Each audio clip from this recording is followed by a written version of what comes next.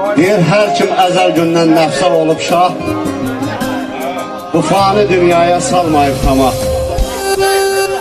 Babam deyərdi ki, aparar vallah düşman qapısına çörək adamı. Çox mən deyənlər bükülüb ağa, torpağı satanlar dönüb torpağa. Nə var yaxşı günün dostu olmağa, darlasın yasan gərək adamı.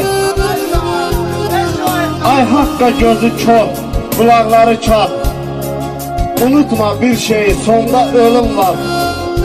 Sayar saydığını deyib atalar, qoysa öz başına fələk adamı.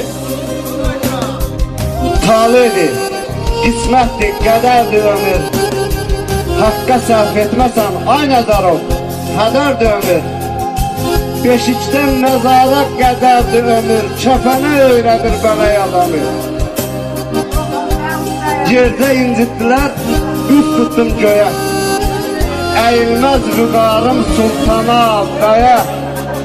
Sizi axtarıram, ay eldəniz, könül verməyə. Hardasınız, ürək adamı? Siz ürək adamısınız.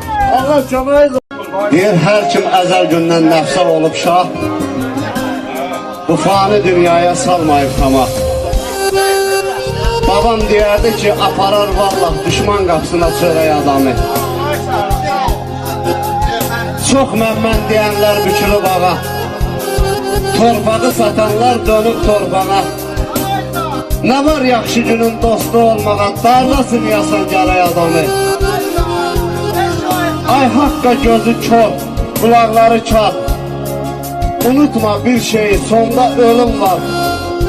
Sayar saydığını deyib atalar, qoysa